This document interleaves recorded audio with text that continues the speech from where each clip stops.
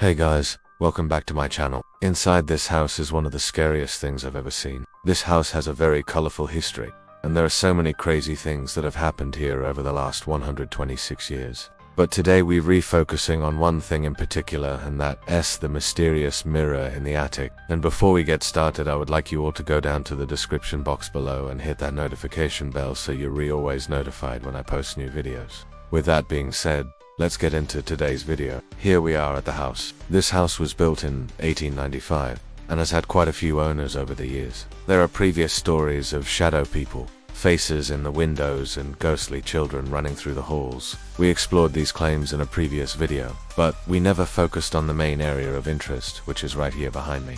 I'm not sure how long this mirror has been here, but it definitely is very old. It has beautiful engravings around the edges and is absolutely massive. I can barely fit it in frame, but it is about 7 feet tall and almost 4 feet wide. There is something really eerie about it, and I don't know what it is. I feel like it's almost watching me and judging me. Let us take a closer look at the details and see if we can figure out exactly what it is about this mirror that makes it so scary. I took some time after filming to research this mirror and try to find out exactly how old it is and where it may have come from. According to antique websites, mirrors from this time period were typically made of either silver or tin. They would first pour a thin layer of mercury onto glass and then put a backing on it to keep the mercury from leaking out. This process was dangerous, and most mirrors from this time period are no longer intact, because the mercury would eventually leak out and destroy the mirror. This mirror has an engraving on the back that says Acme, and underneath it says patent applied for. The patent office database showed nothing under Acme, but they did show a patent under American Mirror Company. When you flip the mirror over, the same exact engraving is on the other side, suggesting that the mirror was made by the American Mirror Company and dated sometime before 1895. I looked up the company and found out that they were located in New York. So chances are this mirror was made and shipped directly to this house when it was being built. Unfortunately, I couldn't find anything else about the mirror or the company itself, so the origin of the mirror is still unknown. But hopefully someday I can find more information. Now I want to talk about the mirror's haunting history. According to local legend, the mirror was moved to this house from another home that was torn down on the corner of 3rd and Main Street. The house was known as the Butcheress House and was owned by a wealthy family during the late 1800s. The head of the household was a butcher who supplied meat to all the local restaurants. He had a wife and 5 children, and they lived together in the big Victorian house on the corner. One day the butcher went into town to pick up supplies for the shop. He left his wife in charge of everything while he was gone. When he returned home that evening, he noticed that the door was open and the house was empty.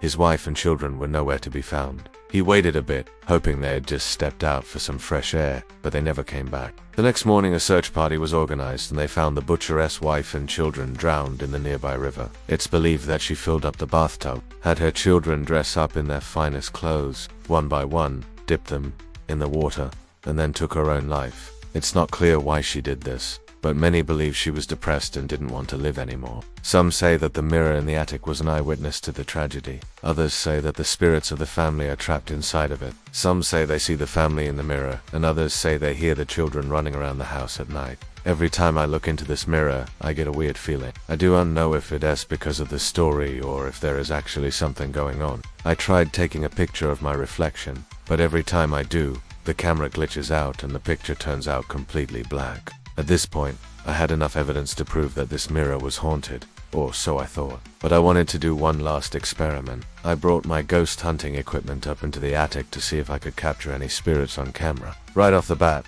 I noticed that the temperature in the room dropped about 10 degrees. I also felt a breeze on my neck, but when I turned around, there was no open windows or doors. I pulled out my EMF detector and began walking around the room. The EMF detector suddenly began going off at a rapid pace, and the numbers were all over the place. At one point, the needle even broke the glass and flew across the room. I've never experienced anything like this before. Next, I tried using my spirit box to see if I could communicate with whatever was up here. If you don't know how a spirit box works, let me explain. A spirit box is a small handheld device that scans radio frequencies at a rapid pace, making it difficult for the listener to understand what's being said. Some believe that spirits can manipulate the radio waves, allowing them to communicate with us. I held the spirit box up to my ear and listened intently. At first it was just static, but then I began hearing voices. I couldn't make out the words, but I could hear multiple voices talking at once. Then suddenly I heard what sounded like a scream. I immediately dropped the spirit box and ran out of the attic. I wasn't sure what was up there, but I knew I didn't want to stick around to find out.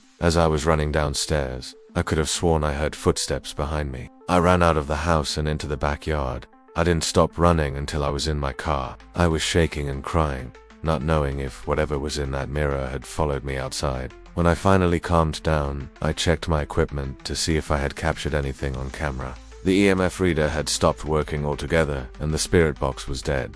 I checked the batteries, and everything was fine. I re-entered the house and went back into the attic to check the cameras. That's when I noticed that 2 of the cameras had been knocked over. I picked them up and plugged them back in. As I was reviewing the footage, I noticed something strange. In every single video, there was a white orb in the background. I don't know what these orbs are, but they were following me around everywhere I went. I was getting scared at this point and just wanted to leave. As soon as I walked out the attic door, the lights flickered, and the entire house went dark. I waited a moment and the lights turned back on. I was the only person in the house at this time, but I could have sworn I heard a voice say my name. I ran out of the house and haven't been back since. Now I want to talk about the mirror's impact on viewers. How does just looking at this mirror make you feel? Have you ever seen anything like this before? Have you ever had an experience with a haunted mirror? Let me know your thoughts in the comment section below. And if you're interested in seeing more videos of me exploring haunted places, please consider subscribing. I'll be posting new videos every Friday. Thank you all for watching, and I'll catch you later.